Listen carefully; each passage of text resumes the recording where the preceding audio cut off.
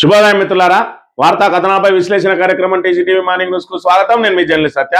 ముందుగా రాష్ట్రంలోని ప్రధాన వార్తలను కనుక పరిశీలించినట్లయితే, ఎన్టీ రామారావు ముఖ్యమంత్రిగా ఉన్న సమయంలో ఆగస్టు సంక్షోభం మొదటిసారి నాదెండ్ల భాస్కర్ రావు వెన్నుపోటు పొడిచినప్పుడు ఆగస్టు సంక్షోభంలో భాగంగా ఎన్టీ రామారావు విదేశీ పర్యటనకు పోయిన తర్వాత ఆయన మీద కుట్రలు జరిగి మరి ఏ విధంగా అయితే ఆయనను గద్దెదించడానికి మరి ఇక్కడ ఏదైతే తస్మదీయులందరూ కూడా ఏకమై అసంతృప్తులందరూ ఏకమై ఆయనను గద్దెదించిన కార్యక్రమం, వెన్నుపోటు పొడిచిన కార్యక్రమం రేవంత్ రెడ్డికి మరి అవగతమై ఉంటుంది. ఎందుకంటే ఆయన గురువు అయినటువంటి చంద్రబాబు నాయుడు కూడా ఆగస్టు సంక్షోభంలోనే ఎన్టీఆర్కు వెన్నుపోటు పొడిచి ఆయనను గద్దెదించి మరి నా గద్దెనెక్కిండు.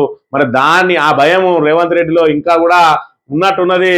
అందులో భాగంగా తాను విదేశీ పర్యటనకు వెళ్ళిన ప్రతిసారి మరి వీళ్ళకు ఒక ఏదైతే ఆయన పీఠం వైపు చూడకుండా మరి వీళ్ళకు ఒక పని పెట్టి వెళ్ళిపోతాడు. లేదంటే ఎమ్మెల్యేల శిక్షణ కార్యక్రమం అని, లేదంటే ఇంకోటని మరి పెట్టి ఈసారి మరి అవన్నీ దాటిపోయినాయి కాబట్టి ఈసారి దావోస్తో పాటు మరి 5 రోజుల పాటు హార్వర్డ్ యూనివర్సిటీలో పాఠాలు నేర్చుకుంటాడట. ఆ పాఠాలు నేర్చుకోవడానికి పోతా ఉన్నాడు. సుమారు 12 రోజులు పోతా ఉన్నాడు. కాబట్టి ఈలోపు తన సీటుకు మరి వీళ్ళందరూ కనుక ఐక్యంగా ఉన్నట్టే, మరి మంత్రుల మధ్య కనుక సఖ్యత ఉన్నట్లయితే మన సీటుకి ఎక్కడ ఎసరు పెడతారో అని చెప్పి మరి నైని బ్లాక్ కుంభకోణాన్ని తెర మీదకి తీసుకొని వచ్చి మంత్రుల మధ్య మరి ఇక్కడ ప్రముఖ టీవీ ఛానళ్లతోటి ఏదైతే ఆ వార్తలు ప్రసారం చేయించి మధ్యలో మధ్య పంచాయతీ పెట్టి తగాదా పెట్టించి ఒకరికొకరు అంటకుండా చేసే పరిస్థితిని చేసుకొని వచ్చి ఆయన మరి తగుదనంటూ దావోసు వెళ్దామని ప్రయత్నం చేస్తా ఉంటే ఈ హరీష్ రావు గారు మరి ఈయన ఆ నైని కుంభకోణానికి సంబంధించి ఏదైతే అందులో నిబంధన ఉన్నదో విజిట్, మరి ఇక్కడ ఏదైతే సైట్ విజిట్ అనే ఆ అంశం ఏదైతే ఉన్నదో ఆ సైట్ విజిట్ అంశం అనేది రేవంత్ రెడ్డి ప్రభుత్వం వచ్చిన తర్వాతనే వచ్చింది. ఆ సైట్ విజిట్ సర్టిఫికెట్ అనేది మరి పెట్టడం ద్వారా ఎవరెవరు టెండర్లో పాల్గొంటా ఉన్నారో, ఏదైతే గ్లోబల్ టెండర్లు, ఆన్లైన్ టెండర్లు కనుక పెట్టినట్టయితే ఎవరు టెండర్ వేస్తున్నారో అనే విషయం కూడా తెలియదు. కాబట్టి సైట్ విజిట్ అనే ఒక అంశాన్ని కనుక అందులో నిబంధన పొందుపరిచినట్టయితే ఆ సైట్ విజిట్ సర్టిఫికెట్ ఎవరెవరు తీసుకుంటారో వాళ్ళు టెండర్లో పాల్గొంటారు. వాళ్ళ పూర్తి వివరాలన్నీ కూడా మరి ప్రభుత్వం చేతికి వస్తుంది. వాళ్ళ నయాన్నో భయాన్నో బెదిరించి ఆ టెండర్ నుంచి తప్పించే ప్రయత్నం ఉంటుంది. ఎందుకంటే ఎవరు టెండర్ వేస్తున్నారో ముందే తెలుసు. కాబట్టి ఆ సైట్ విజిట్ అనే నిబంధన ద్వారా మొట్టమొదట లబ్ధి పొందింది రేవంత్ రెడ్డి బామ్మర్ది. సోదా కన్స్ట్రక్షన్స్ కు సంబంధించి సృజన్ రెడ్డి మొట్టమొదట లబ్ధి పొందిందని ఆధారాలతో సహా మరి ఇక్కడ హరీష్ రావు గారు బయట పెట్టడంతో ఆయన మరి ఇక్కడ ఏదైతే తనదోడుకున్న బొందలో తానే పడ్డట్టయింది. నైని బొగ్గు బ్లాక్ కుంభకోణంలో 2 మంత్రులు కొట్టాడుతానని చెప్పి ఏదైతే మరి వాళ్ళ మీదకి నెట్టి వాళ్ళ మధ్య తగాదా సృష్టించి వాళ్ళు ఎన్నటికీ కలవని విధంగా అసలు కాంగ్రెస్ నాయకులందరి మధ్యలో ఒకరికొకరికి అంటు లేకుండా చేసి తన సీటుకు ఎసరు రాకుండా కాపాడుకోవాలని చెప్పి రేవంత్ రెడ్డి చేస్తున్న ప్రయత్నం మరి ఇక్కడ హరీష్ రావు బట్టబయలు చేసిన ఆధారాలతోటి ఆయన మరి ఇక్కడ ఏదైతే డిఫెన్స్ లో పడ్డాడు. దాంతో మరి ఇప్పుడు తక్షణం ఏదైతే ఆ నైని బొగ్గు బ్లాక్ కుంభకోణానికి సంబంధించి కానీ లేకపోతే విజిట్ సర్టిఫికెట్ ఏదైతే సైట్ విజిట్ సర్టిఫికెట్ అనేది మరి ఇక్కడ బట్టి విక్రమార్కనే తీసుకొని వచ్చిండు. ఇది అవినీతికి ఆలవాలంగా ఉన్నది, అవినీతికి బట్టి విక్రమార్కే కారణం అని చెప్పి ఏదైతే ఆయన మీద అవినీతి పరుడని ముద్ర చేసి తన సీటు దరిదాపుల్లో కూడా రాకుండా చూసుకోవాలని చెప్పి ఏదైతే ప్రయత్నం చేసిండో రేవంత్ రెడ్డి, అది మరి ఇక్కడ బెడిసి కొట్టి తనకే దాకే అవకాశం ఉండడంతో కొత్తగా ఫోన్ ట్యాపింగ్ అంశాన్ని తెరవీదికి తీసుకొని వచ్చి నిన్నటికి రోజున రాత్రికి రాత్రి హరీష్ రావు గారికి నోటీసులు ఇచ్చి మరి ఇక్కడ విచారణకు రావాల్సి పిలిచింది. అది కూడా సిఆర్పిసి 160 నోటీస్. అంటే సిఆర్పిసి 160 అంటే సాక్షిగా పిలిచే నోటీస్ అన్నట్టు. ఆ సాక్షిగా పిలిచే నోటీస్ ద్వారా ఆయనకు నోటీస్ ఇచ్చి పిలిపించి ఇవాళ ఏదైతే ఈ అటెన్షన్ అంతా మీడియా అటెన్షన్ కానీ తర్వాత ఈ ప్రతిపక్షాల అటెన్షన్ కానీ ప్రజలు చర్చించుకునే అంశం బొగ్గు కుంభకోణం మీద ఏదైతే ఉన్నదో రేవంత్ రెడ్డి బంధువులు, అదేవిధంగా బట్టి విక్రమార్క, అదేవిధంగా కోమటిరెడ్డి వెంకటరెడ్డి వీళ్ళందరూ కూడా బొగ్గును దోసుకుపోతా ఉన్నారు. ఏటా 1600 కోట్ల మరి ఇక్కడ డబ్బులను సంపాదించి పెట్టే నైని బ్లాక్ ను తనకపోవడానికి ఎవరు వాళ్ళు ప్రయత్నాలు చేస్తా ఉన్నారని చెప్పి పెద్ద ఎత్తున ప్రజల లోపల ఏదైతే చర్చ మొదలైందో ఆ చర్చ నుంచి తప్పుదో పట్టేయడానికి వాళ్ళని డైవర్షన్ చేయడానికి ఇవాళ హరీష్ రావుకు నోటీసులు ఇచ్చి మళ్ళీ చేతులు దులుపుకునే ప్రయత్నం చేస్తా ఉన్నాడు, డైవర్షన్ చేసే ప్రయత్నం చేస్తా ఉన్నాడు. ఈ రకంగా 2 సంవత్సరాల నుంచి ఇప్పటి వరకు రేవంత్ రెడ్డి ప్రభుత్వం కొత్త నిర్మాణం లేదు, కొత్త పాలసీ లేదు, పెండింగ్ ప్రాజెక్టులు పూర్తి చేసింది లేదు, ఏదైతే సంక్షేమ పథకాలు అమలు చేసింది లేదు. కొత్త విధానాన్ని తీసుకొచ్చింది లేదు, ప్రజలకు ఉపయోగపడే కార్యక్రమాలు చేసింది లేదు. ఇలా ఆటో డ్రైవర్లు రోడ్ల మీద పడి అన్నో రామచంద్ర అంటా ఉన్నారు. నిరుద్యోగులందరూ కూడా మరి ఏది మా ఉద్యోగాలని చెప్పి రోడ్లు ఎక్కుతున్న పరిస్థితి, వాళ్ళని ఎక్కడికక్కడ నిర్బంధిస్తా ఉన్నారు. ఇలా రైతులకు కనీసం యూరియా దొరకక మరి ఇక్కడ రబీకి సంబంధించిన బోనస్ ఇప్పటి వరకు కూడా చెల్లించక, ఈ బోనస్ కూడా పూర్తి స్థాయిలో అందరికి అందగా, మరి అదే విధంగా అనేక రకాల ఇబ్బందులు పడుతున్న వేళ వాటన్నిటికీ డైవర్షన్ ఒక్కటే ఈయన ఎన్నుకున్నాడు. ఆ డైవర్షన్ లో భాగంగా యాదాద్రి పవర్ ప్లాంట్ మీద మరి ఇక్కడ విచారణ కమిషన్ వేసిండు, ఛత్తీస్గఢ్ విద్యుత్ కొనుగోలు మీద విచారణ కమిషన్ వేసిండు, కాళేశ్వరం మీద విచారణ కమిషన్ వేసిండు, అదే విధంగా ఫోన్ ట్యాపింగ్ అంశాన్ని తెరవీదికి తీసుకుని వచ్చిండు, అదే విధంగా ఏదైతే ఈ కార్ రేస్ కు సంబంధించిన అంశాన్ని తెరవీదికి తీసుకొని వచ్చిండు. ఇక ఈ రకంగా మరి కేసుల పేరుతోటి, కమిషన్ల పేరుతోటి, విచారణల పేరుతోటి కాలం గడుపుడే తప్ప ఇప్పటి వరకు ప్రజలకు ఏం చేసినవా అంటే నేను ఒక సన్నబియ్యం ఇచ్చినా, ఉచిత బస్సు పెట్టినా అని ఇగో చెప్పుకోవడానికి ఈ రెండు తప్ప ఈయన ప్రజలకు చేసింది శూన్యం. మరి దీని ద్వారా అర్థమైతా ఉన్నది రేవంత్ రెడ్డి ఎంత అభద్రతలో ఉన్నారు అనేది ఒకటి. తర్వాత కాంగ్రెస్ నాయకులు ప్రజాపాలన పేరుతోటి ఏ విధంగా దోపిడీ చేస్తా ఉన్నారు, ఎక్కడి వాళ్ళు అక్కడ దోపిడీ చేసుకుంటున్నాం అనేది దీని ద్వారా తేటతెల్లమైంది. ఇక వార్తా కథనాలను కనుక పరిశీలించినట్లయితే ఇక రెండు కళ్ళ బాబు ఒంటికన్ను వ్యూహం, మళ్ళీ తెలంగాణలో టీడీపీ దుకాణం తెరిచేందుకు ఎత్తులు, బీజేపీ జనసేనతో కలిసి కూటమి ఏర్పాటుగా ప్రయత్నం, నమూనా పరీక్షగా మున్సిపల్ ఎన్నికల్లో జనసేన ఎంట్రీ, మంచి ఫలితాలు వస్తే అసెంబ్లీ ఎన్నికల్లో కూటమిగా పోటీ, రేవంత్ రెడ్డి జెండా గద్దె వ్యాఖ్యలు గురువు కోసమేనా అని చెప్పి మరి రెండు కళ్ళ సిద్ధాంతం. తెలంగాణ మరి ఉద్యమం ప్రారంభమైన సమయంలో చూసినాం చంద్రబాబు నాయుడు లెటర్ ఇవ్వాలంటే ఆయన రెండు కళ్ళ సిద్ధాంతం. ఆంధ్రాకు పోయి ఆంధ్ర మాటలు మాట్లాడతాడు, తెలంగాణకు వచ్చి మేము లెటర్ ఇస్తున్నాం, తెలంగాణ ఇవ్వాల్సిందే అని చెప్పి మరి కర్ర విరగకుండా పాము చావకుండా మరి తన తెలంగాణ పట్ల తనకున్న ఏదైతే మరి ఆధిపత్య ధోరణి, అదే విధంగా తెలంగాణ ఏర్పాటు పట్ల తనకున్న ఆ విముఖతనంతా కూడా మరి అక్కడ ఆయన విషయాన్ని కక్కిన అంశాన్ని తెలంగాణ ప్రజానీకం అందరూ చూసిర్రు.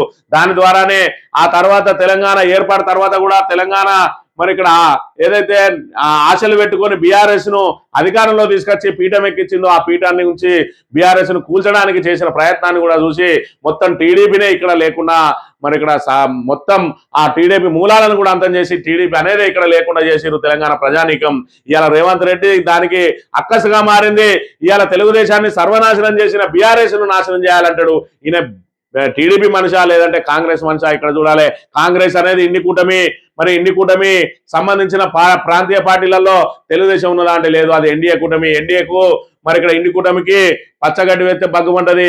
మరి ఇక్కడ కాంగ్రెస్ కు ఆగర్భ శత్రువు ఎవరు అన్నారంటే అది ఖచ్చితంగా బీజేపీ. మరి బీజేపీ తోటి అంటగాగే టీడీపీ తోటి అంటగాగుతున్న రేవంత్ రెడ్డిని ఏమనాలో అర్థం కాక కాంగ్రెస్ నాయకులందరూ కూడా మరి ఇక్కడ మల్లగుల్లాలు పడతా ఉంటే ఎక్కడ తనను మెడలు పట్టి బయటకు గెంటేస్తారు అని చెప్పి ఇవి నైని బ్లాక్ కుంభకోణానికి సంబంధించి పూర్తి స్థాయిలో ఆయననే మీడియాకు లీకులు ఇచ్చి మరి ఇక్కడ శుచి ఏదైతే కోమటిరెడ్డి వెంకటరెడ్డి తన సోదరునికి సంబంధించిన శుచి హైటెక్, శుచి ఇన్ఫ్రాకు నైని బ్లాక్ కావాలని ఏదైతే పట్టుబడతా ఉన్నాడో ఆయనను పక్క తప్పించడం కోసం ఇక్కడ ఎన్టీవీ ద్వారా వార్తలు రాయించి మళ్ళీ ఏబిఎన్ తోటి బట్టి విక్రమార్కం తప్పియడానికి మళ్ళా ఏబిఎన్ ద్వారా వార్తలు రాయించి ఇద్దరు మంత్రుల మధ్య తగాదా పెట్టి తాను మాత్రం తమ వల్ల సింగరేణిలో ఎలాంటి పొరపాటు లేవు, తమ మంత్రుల మీద ఏదైనా ఆరోపణ వస్తే ముందు నన్ను వివరణ అడగండి అని చెప్పి మరి ఇక్కడ ఏదైతే ఆ ముసలి కన్నీరు గారుస్తూ ఇవాళ విదేశాలకు వెళ్ళిపోయిండు రేవంత్ రెడ్డి. 11 రోజుల దాకా రాడు కాబట్టి ఆయన వచ్చే వరకు కూడా ఈ వివాదం రగిలి ఉండాలని చెప్పి ఆయన చేస్తున్న ప్రయత్నమే ఈ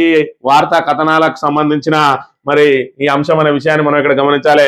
ఇక సీఎం పై కేసు పెట్టాల్సిందే, అడిషనల్ డీజీకి బీఆర్ఎస్ నేతల ఫిర్యాదు, దిమ్మల జోలికొస్తే పుర్రెలు వగులుతాయి, బీఆర్ఎస్ మాజీ ఎమ్మెల్యే దాస్యం హెచ్చరిక, రేవంత్ వ్యాఖ్యలపై వరంగల్ సిపికి ఫిర్యాదు. ఏదైతే బీఆర్ఎస్ జెండా గద్దెలు కూల్చుంది అని చెప్పి ఒక చిల్లర వ్యక్తి లెక్క, ఒక బజారు వ్యక్తి లెక్క తన ముఖ్యమంత్రి అనే విషయాన్ని మర్చిపోయి ఇంకా కూడా నేను జడ్పీటీసీనే లేకపోతే నేను చిల్లరగానే నేను బ్లాక్ మెయిలర్నే అన్నట్టుగా ఏదైతే వ్యాఖ్యలు చేసిండో ఆ వ్యాఖ్యల మీద ఖచ్చితంగా కేసు నమోదు చేయాలనే దాస్యం వినయ్ భాస్కర్ మరి ఇక్కడ వరంగల్ సిపికి ఫిర్యాదు చేసిన అంశాన్ని కూడా మనం ఇక్కడ గమనించాలి. ఇక సైట్ విజిట్, సీఎం ఫిట్టింగ్, అంటుకున్న బొగ్గుగాని ముఖ్యమంత్రి చేతికి మసే, దీంతో తొలి లబ్ధిదారు రేవంత్ బామ్మర్దే, నైనితో పాటు సింగరేణి టెండర్లని రద్దు చేయాలి, చీకటి ఒప్పందం లేకుంటే కిషన్ రెడ్డి స్పందించాలి, సిబిఐ దర్యాప్తు జరిపించాలని హరీష్ రావు డిమాండ్, కమిషన్లకే సింగరేణిలో సైట్ విజిట్ సర్టిఫికేట్ సిస్టమ్, అనుయాయుల కోసమే విధానం తెచ్చిన కాంగ్రెస్, సీఎం బావమరిది సుజన్ రెడ్డి కంపెనీకి తొలి టెండర్, సిబిఐ దర్యాప్తునికి ఆదేశిస్తే ఆధారాలు సమర్పిస్తాం, అవసరమైతే న్యాయస్థానాలను కూడా ఆశ్రయిస్తాం, పర్సెంటీల కోసమే సింగరేణిలో డీజిల్ విధానం, రేవంత్ సమీప బంధువు కనసన్నల్లోని అక్రమాలు, ఇన్ఛార్జి సీఎండీలను పెట్టి అడ్డగోలు వ్యవహారాలు, కాంగ్రెస్ కేబినెట్ కాదు దండుపాల్యం ముఠ వాటాల కొట్లాటలో ఐఏఎస్లు జర్నలిస్టులు బలి, మాజీ మంత్రి హరీష్ రావు సంచలన విమర్శలు అని చెప్పి మరి ఇక్కడ ఏదైతే ఓవరాల్ గా ఎన్టీవీ కథనాన్ని చూసుకున్నా, ఏబిఎన్ కథనాన్ని చూసుకున్నా దాని వెనుక దాగి ఉన్నది నైని మరి బొగ్గు బ్లాక్, ఏదైతే ఒరిస్సాలో ఉన్న నైని బొగ్గు బ్లాక్ కేటాయింపుల అంశమే అని మరి దీని ద్వారా పూర్తిగా తేటతెల్లమైంది. ఎవరు అవునన్నా కాదన్నా నైని బొగ్గు బ్లాక్ మీద మరి ఇటు ముఖ్యమంత్రితో పాటు ఈ మంత్రులు కూడా కన్నేసిండ్రు. ఒకవైపు మరి ఇక్కడ కోమటిరెడ్డి వెంకటరెడ్డి తాము ఆల్రెడీ అదే కాంట్రాక్ట్ ఫీల్డ్ లో ఉన్నాం కాబట్టి తమకే ఇయ్యాలని ఆయన, మరి ఇక్కడ బట్టి విక్రమార్క నా శాఖకు సంబంధించింది నేనే నా బినామీలతో చేయించుకుంటా, నేనే అవన్నీ కాదు నాకు కావాలని చెప్పి రేవంత్ రెడ్డికి మరి కొట్లాటలాగా మరి బట్టబయలైంది. మరి దీనిలో మరి వీళ్ళకి ఎట్లా వస్తాయి, ఇవి గ్లోబల్ టెండర్లు కదా, వీళ్ళకి ఏ విధంగా వస్తాయి అని అంటే దీనికి ఒక సైట్ విజిట్ అనే ఒక ఆ నిబంధనను తీసుకొని వచ్చిండ్రు. ఎవరైతే ఆ టెండర్ లో పాల్గొంటారో అక్కడ ఉన్న సైట్ ను సందర్శించాలి, అక్కడ ఉన్న జిఎం ద్వారా సర్టిఫై చేయించుకోవాలి మీరు ఆల్రెడీ సైట్ విజిట్ చేసిందని. మరి ఆ జిఎం సర్టిఫై చేయడం ద్వారా మరి వీళ్ళకి ఎట్లా వస్తాయి టెండర్లు అని అంటే ఆ సైట్ విజిట్ చేసిన వాళ్ళు మరి ఎవరైతే ఉన్నారో ఆ సంస్థ వివరాలన్నీ కూడా మరి జిఎం చేతికి పోతాయి. ఆ జిఎం చేతి ద్వారా మన సంబంధిత శాఖకు ముఖ్యమంత్రికి వాళ్ళ చేతికి వస్తాయి. కాబట్టి ఎవరెవరైతే టెండర్ లో పాల్గొంటున్నారో వాళ్ళందరికీ కూడా మరి మాట్లాడి నయాన్నో భయాన్నో బెదిరించో మరి భయపెట్టో మేము తీసుకుంటా ఉన్నాం ఈ టెండర్, మీరు ఎవరు కూడా ఇందులోకి రావద్దు అని చెప్పి మరి ప్రభుత్వాధినేతలే మరి వాళ్ళకు అల్టిమేటం జారీ చేస్తే వాళ్ళు తప్పకుండా మరి ఏదైతే పక్కకు జరగ తప్పది. ఆ రకంగానే మరి ఇక్కడ ఏదైతే కాంగ్రెస్ ప్రభుత్వం వచ్చిన తర్వాత 10% నుంచి 20% లెస్లో పోయే టెండర్లు అన్ని కూడా ఇవాళ సైట్ విజిట్ సర్టిఫికేట్ ద్వారా మరి వాళ్ళందరినీ కూడా పక్కకు జరిపి ఎవరైతే వాళ్ళు వస్తారో వాళ్ళ అనుయాయులకు ఇప్పించుకొని 7% దాకా మరి 7% నుంచి 10% ఎక్సెస్ కు పనులు తీసుకుంటా ఉన్నారు. దాని ద్వారా కమిషన్లే కానీ లేదంటే తమ మరి ఇక్కడ బంధువర్గానికి కానీ టెండర్లు ఇప్పించుకుంటా ఉన్నట. అందులో భాగంగా మొట్టమొదటి ఇప్పించింది మరి ముఖ్యమంత్రి బావమరిది శోధ కన్స్ట్రక్షన్ కు సంబంధించి మరి ఇక్కడ సృజన్ రెడ్డికే మొట్టమొదట లబ్ధి జరిగిందని చెప్పి హరీష్ రావు మరి ఇక్కడ ఏదైతే వాళ్ళ బండారం మొత్తం నిన్న ఆధారాలతో సహా బట్టబయలు చేయడమే కాక కిషన్ రెడ్డి నువ్వు కేంద్ర మంత్రిగా ఉన్నావు, బొగ్గు గనుల శాఖ మంత్రి, ఏదైతే సింగరేణిలో 49% వాటా కేంద్రానికి ఉంటది. ఇవాళ దొంగలు కలిసి ఊళ్ళు పంచుకున్నట్టు వీళ్ళందరూ కూడా ఇంత పెద్ద ఎత్తున దోపిడీకి పాల్పడతా ఉంటే మరి నువ్వు ఎందుకు కిమ్మనకుండా ఉంటున్నావు, ఇంట్లో నీ వాటా ఎంత, నీకు నిజంగానే వాటా లేకపోతే ఇలా సిబిఐకి ఆదేశించు, మేము మా ఆధారాలన్నీ కూడా సమర్పిస్తామని చెప్పి కూడా నిన్నటి రోజున హరీష్ రావు మాట్లాడితే మరి ఈ అంశం పెద్ద ఎత్తున ప్రజల్లో చర్చకు మరి ఇక్కడ వస్తే ఆఖరికి దీన్ని ఏం చేసిరు, ఇవాళ హరీష్ రావుకు సిట్ నోటీస్ ఇచ్చింది.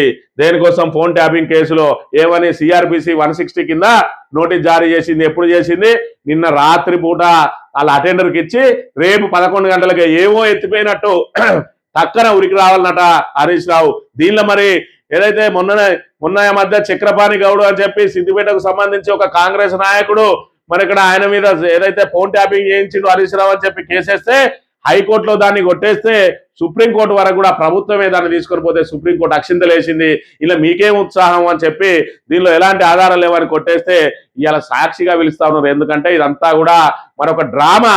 ఈ డ్రామా క్రియేట్ చేసి ఏదైతే బొగ్గు కుంభకోణానికి సంబంధించి బొగ్గు బుక్కుతారు వీళ్ళందరూ కలిసి అని చెప్పి ఏదైతే ప్రజల్లో ఒక చర్చనీయాంశంగా మారిందో దీనిలో ముఖ్యంగా ముఖ్యమంత్రి బావమరిది మరి ఇక్కడ మొట్టమొదట ఆ బొగ్గు బ్లాక్ తీసుకున్నాడు. 22% లెస్సుకోవాల్సిందని 7% అధికంగా అంటే సుమారు 30% ఎక్సెస్ తోటి ఇవాళ ఆ బొగ్గు బ్లాక్ ను సొంతం చేసుకుంటే ఎన్ని వేల కోట్ల రూపాయల అక్రమంగా సంపాదన జరుగుతా ఉన్నది.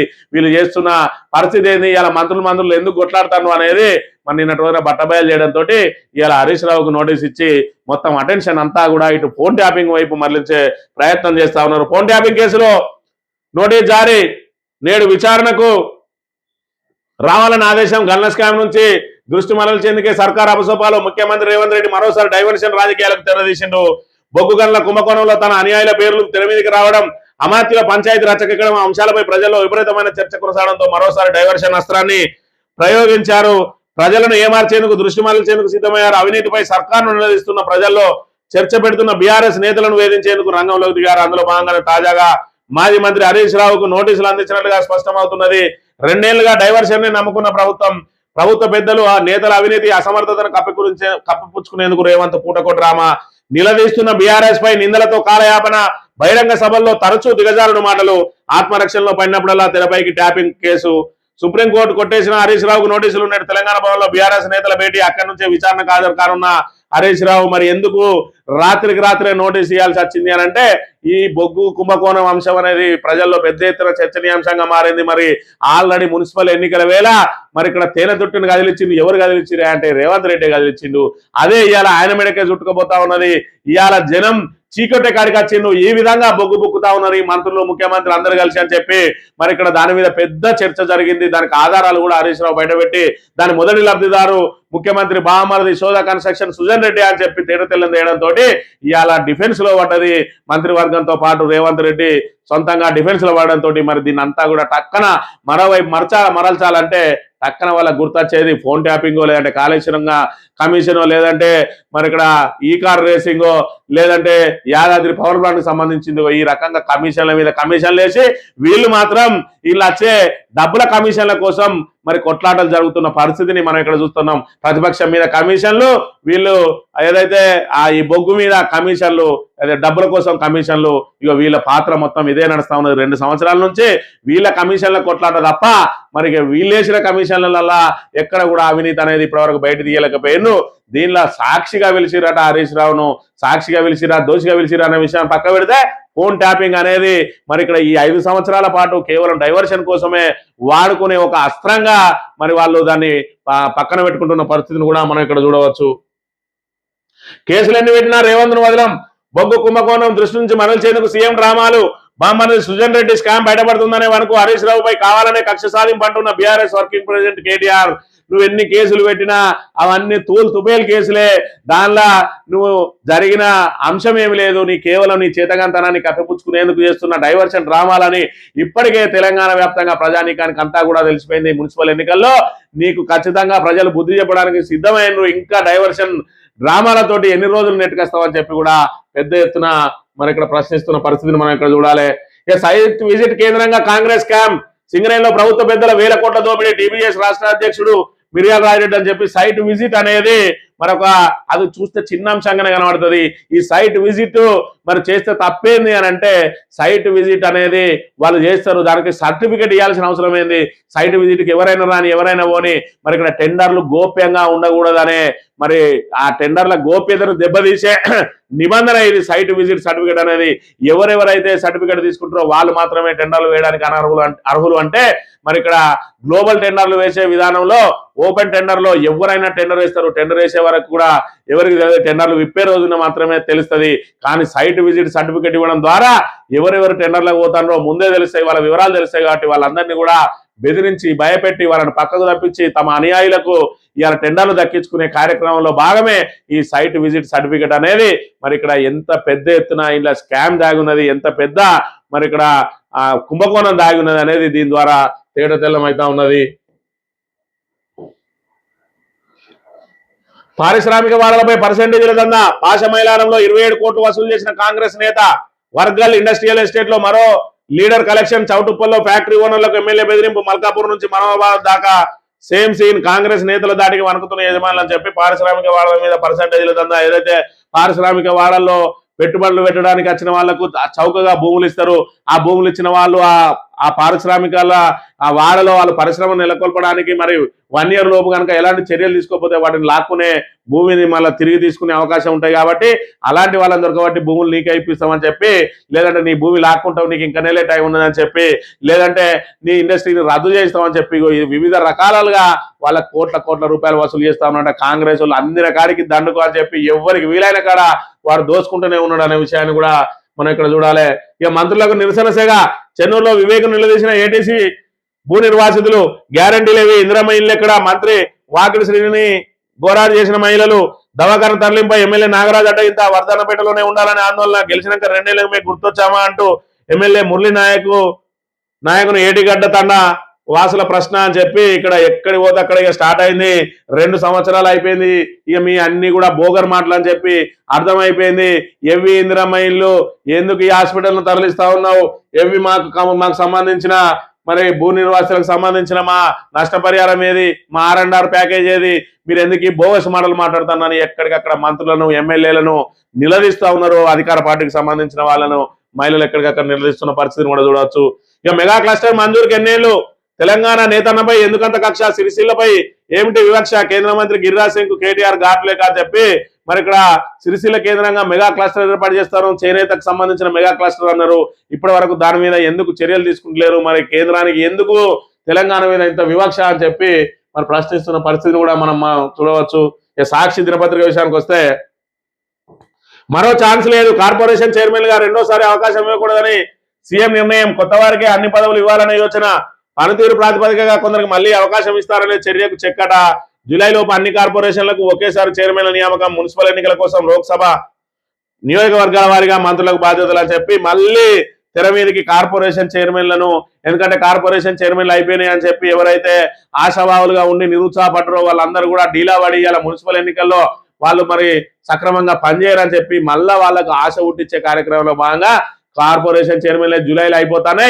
ఇవాళ ఎవరైతే మీరు మెరుగ్గా పనితీరు చూపిస్తారో మున్సిపల్ ఎన్నికలలో, ఎవరైతే మరి ఇక్కడ తమ పనితీరును మెరుగుపరుచుకుంటారో, ఎవరైతే మున్సిపల్లో కౌన్సిలర్ను ఎక్కువగా గెలిపించుకుంటారో భుజాల మీద వేసుకొని వాళ్ళ కార్పొరేషన్ చైర్మన్లు ఇస్తామని చెప్పి ఇవి అరచేతిలో బెల్లం పెట్టి మోచేతి రాక నాకిచ్చే కార్యక్రమంలో భాగంగా కార్పొరేషన్ చైర్మన్లు పాత వాళ్ళు ఉన్నారు, కొత్త వాళ్ళకు మళ్ళీ అవకాశం ఇస్తాం.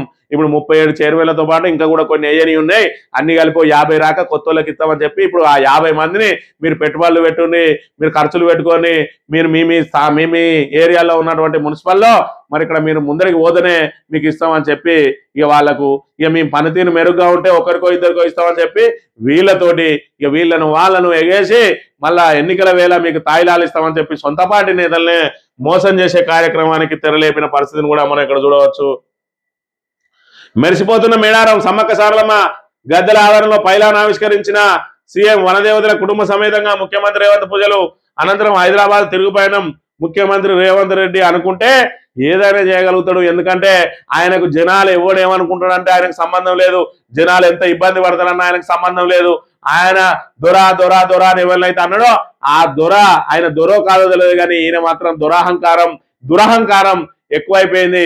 ఈయన ఫ్యామిలీ సమేతంగా ఏదైతే మేడారం గద్దెలకు హాజరు కావాలని, అధికారికంగా హాజరు కావాలని చెప్పి మరి ఏదైతే అక్కడ నిద్ర చేయాలని చెప్పి ఏదైతే చూసిండో మరి ఆ దానికోసం సెపరేట్ క్యాబినెట్ సమావేశాన్ని అక్కడ పెట్టుకొని సతీ సమేతంగా కుటుంబ సమేతంగా అక్కడ నిద్ర చేసి పొద్దుగాల మనవంతోటి బెల్లం గిల్లం జోకించుకొని సమ్మక్కకు మొక్కులు నేర్చుకొని మరి దానికి కూడా ఈ ఏదైతే అహంకారం లేకపోతే దొరతనం చూపించుకోవడానికి ఇలా క్యాబినెట్ సమావేశాన్ని తీసుకొచ్చి మేడారంలో పెట్టి ఇక మేడారంలో ఇదివరకు ఎవ్వరు పెట్టలేదు, హైదరాబాద్ బయట మేమే పెట్టినామంటాడు.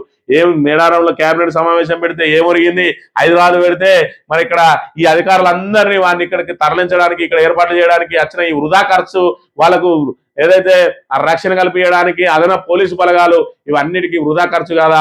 హైదరాబాద్ లో క్యాబినెట్ సమావేశం పెట్టుకుని ఉదయం పూటనే మరి పొద్దున 6 గంటలకే ఇక్కడికి హెలికాప్టర్లో వచ్చి దీన్ని ఓపెనింగ్ చేయరాదా?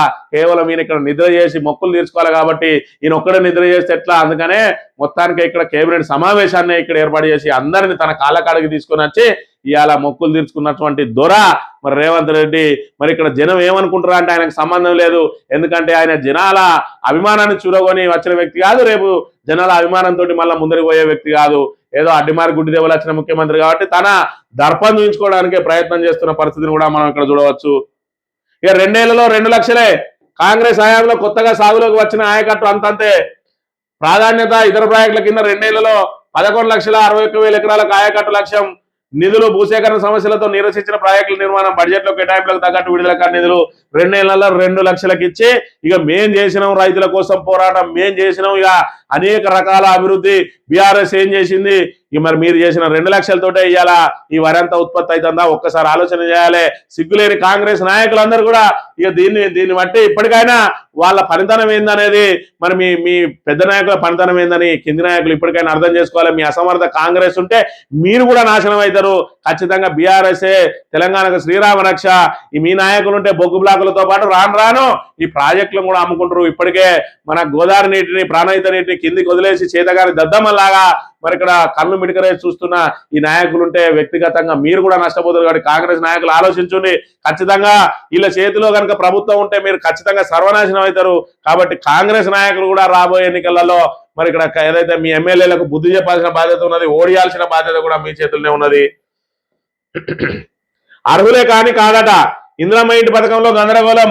గత ప్రభుత్వ దళిత బంధు స్కీమ్ లో జీవనోపాధికి క్యాబ్ కొన్న వేలాది మంది లబ్ధిదారులు పేదలే అయినందున చాలా మందికి ఇందిరమ్మ ఇళ్లు మంజూరు. తీరా బిల్లులు చెల్లించే వేళ కారణందున అర్హులు కాదంటూ నిలిపివేత. ఎవడన్నా ఎంపిక చేసేటప్పుడు అర్హుడా కాదా అని చెప్పి పూర్తి స్థాయిలో దాన్ని స్క్రూటినీ చేసుకోవాలి. ఇలా ఇందిరమ్మ ఇంటికి నువ్వు లబ్ధిదారుగా మరి నువ్వు ఎంపిక అయినావు అని చెప్పి నీకు ఒకటి ప్రొసీడింగ్ ఇచ్చి నువ్వు ఇల్లు మొదలు పెట్టుకోమంటే ఉన్న ఇంటిని కూల్చేసి కొత్త ఇంటిని మొదలు పెట్టుకొని పునాదులు రాకొచ్చి పిల్లర్లు వేసిన తర్వాత బిల్లు ఇచ్చే సమయంలో నీకు కారు ఉన్నది ఏమంటారట. కారు ఏంది, ఆయన విలాసంగా తిరగడానికి తీసుకొచ్చుకున్నారా? ఆ రోజున దళిత బంధు స్కీమ్ లో భాగంగా దళితులందరూ కూడా ఆత్మగౌరవంతో బతకాలి, వాళ్ళందరూ కూడా వాళ్ళ కాళ్ళ మీద వాళ్ళు నిలబడాలని చెప్పి 10 లక్షల రూపాయలు తిరిగి చెల్లించాల్సిన అవసరం లేని రుణాన్ని ఇచ్చి మరి ఇక్కడ వివిధ మరి ఏదైతే వాళ్ళకు యూనిట్లు అప్పచెప్తే ఎక్కువ శాతం మంది క్యాబులు నడుపుకుంటామని క్యాబులు తీసుకున్నారు. వాళ్ళందరూ కూడా కారు యజమానులుగా చూపించి ఇలా వాళ్ళ పేర్ల మీద వాళ్ళ ఆధార్ కార్డు కొడితే మరి వాళ్ళ పేరు మీద రిజిస్ట్రేషన్ అయినటువంటి కారు అనేది వస్తాయి. కాబట్టి మీకు కారు ఉన్నది, మీరు ఇందిరమ్మ ఇంటికి అర్హులు కాదు అంటే ఇలా ఉన్న ఇంటిని కూల్చుకొని మరి ఇక్కడ కొత్త ఇంటి నిర్మాణం కోసం మరి ఇక్కడ ఏదైతే గుడిసె వేసుకొని ఉంటున్న వాళ్ళ పరిస్థితి ఏందో ఒకసారి అర్థం చేసుకోవాలి. ఈ తుగ్లక్ ప్రభుత్వం చేస్తున్నటువంటి తుగ్లక్ నిర్ణయాలతోటి ఏ విధంగా ఇబ్బందులు పడతా ఉన్నారో కూడా చూడాలి. ఈ హరీష్ రావుకు సిట్ నోటీస్ అట, ఆంధ్రజ్యోతుడు, ఈయన సంబరమే వేరే ఉంటది. ఇక భారీ పెట్టుబడుల సమీకరణ లక్ష్యంగా వరల్డ్ ఎకనామిక్ ఫోరం సదస్సులో పాల్గొనేందుకు దావోస్ కు వెళ్లిన సీఎం రేవంత్ రెడ్డి దిగ్గజ కార్పొరేట్ సంస్థల అధినేతలతో భేటీ కానున్న ముఖ్యమంత్రి. ప్రతి సంవత్సరం దావోస్ పోడు. మొదటి సంవత్సరం వేయండు 42,000 కోట్లు అన్నారు, రెండో సంవత్సరం వేయండు 1,78,000 కోట్లు అన్నారు, ఇంకా యుఏఈ ఎక్కడికో పోయినా అన్నారు, అక్కడ 30,000 కోట్లు అన్నారు, మొన్న గ్లోబల్ సమ్మిట్ పెట్టినా అన్నారు, ఇక్కడైతే ఏకంగా 5 లక్షల కోట్లు అన్నారు.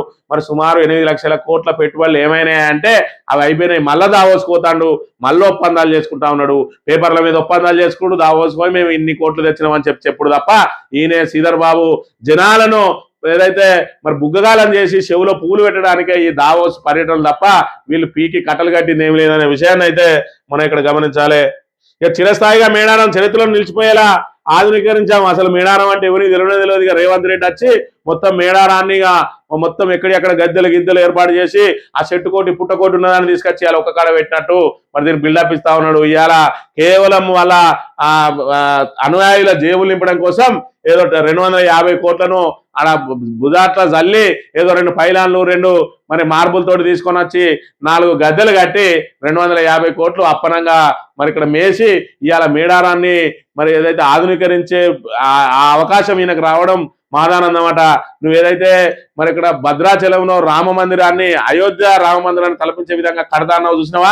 ఈ 2 ఏళ్లలో కనుక నువ్వు కట్టినట్టు అయ్యే ఉంటే నిజంగా నువ్వు ఇన్ని చేసిన పాపాలన్నిటి కూడా పరిహారం లభిస్తుంది. ఇలా యాదాద్రిని చూడడానికి ప్రపంచవ్యాప్తంగా ఎక్కడెక్కడో వస్తా ఉన్నారు.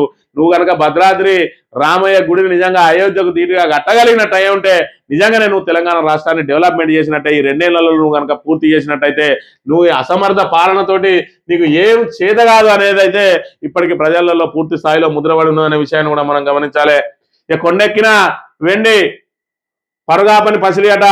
కిలో సిల్వర్ 3,09,000 3 నెలల్లో రెట్టింపైన ధర.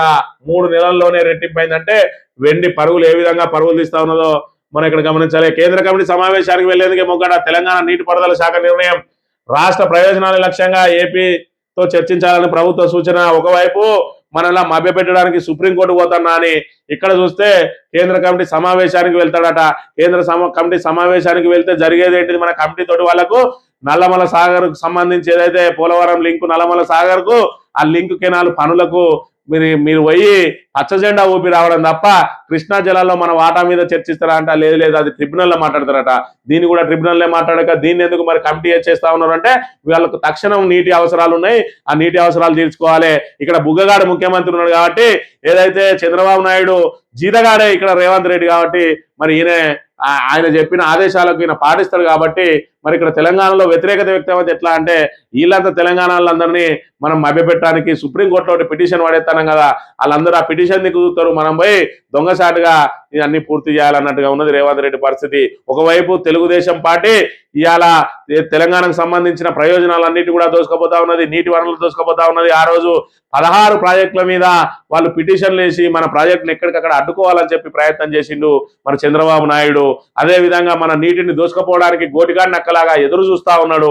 అలాంటి వ్యక్తిని మరి ఇక్కడ తెలంగాణ అస్తిత్వాన్ని దెబ్బతీసే కుట్రలో భాగంగా ఆయన పార్టీని సమూలంగా తెలుగుదేశాన్ని తెలంగాణలో నామరూపాలు లేకుండా చేస్తే ఇవాళ రేవంత్ రెడ్డి ఏడుస్తా ఉన్నాడు. మా తెలుగుదేశం పార్టీని నామరూపాలు లేకుండా చేసింది బీఆర్ఎస్ కాబట్టి చంద్రబాబు అభిమానులు ఎన్టీఆర్ అభిమానులు మొత్తం వచ్చి ఇవాళ బీఆర్ఎస్ ను సర్వనాశనం చేయరు అంటాడు. ఎందుకు బీఆర్ఎస్ ను సర్వనాశనం చేసుడు? తెలంగాణ తీసుకొచ్చినందుగా, కేంద్రం మెడలు వంచి తెలంగాణ తీసుకొచ్చినట్టుగా సంపన్న వర్గాలను ఏకం చేసి తెలంగాణ పోరాటాన్ని రక్తం చుక్క కూడా కారకుండా మరి ఇలా తెలంగాణను చావు నోట్లో తలబెట్టి తీసుకొచ్చిన మహనీయుడి మరి కేసీఆర్ ను ఇవాళ నువ్వు నోటికొచ్చినట్టు తిట్టడం ఎందుకు? బీఆర్ఎస్ ను ఎందుకు దీన్ని నామరూపాల్లాగా చేయాలి? ఎందుకు నీ లెక్క సమైక్యవాదిగా ఉండి తుపాకీ ఎక్కుపెట్టకుండా మరి ఇక్కడ అందరం తెలంగాణ కోసం కొట్లాడినందుక బీఆర్ఎస్ నాయకులందరూ ఒక్కరోజు కూడా జై తెలంగాణ అనని నిన్ను నామరూపాలు లేకుండా చేయాలన్నా? ఇవాళ తెలంగాణ ఏర్పడే ధ్యేయంగా పుట్టిన బీఆర్ఎస్ నామరూపాలు లేకుండా చేయాలన్నా? తెలంగాణ ప్రజానికమే ఆలోచన చేసుకోవాలి. ఇలాంటి ముఖ్యమంత్రి మన తెలంగాణకు అవసరమా? ఇలాంటి ముఖ్యమంత్రి మన నెత్తి మీద రుద్దిన కాంగ్రెస్ పార్టీని తెలంగాణలో నామరూపాలు లేకుండా చేయడం మన బాధ్యత కాదా అనే విషయాన్ని ఒకసారి ఆలోచించి మున్సిపల్ ఎన్నికలలో ఖచ్చితంగా వాళ్ళను చిత్తుగా డిపాజిట్ రాకుండా ఓడించి వాళ్ళకి ఖచ్చితంగా బుద్ధి చెప్పాలని కోరుతూ ఇది ఈరోజు మార్నింగ్ రేపు వెళ్తాం. Thank you very much.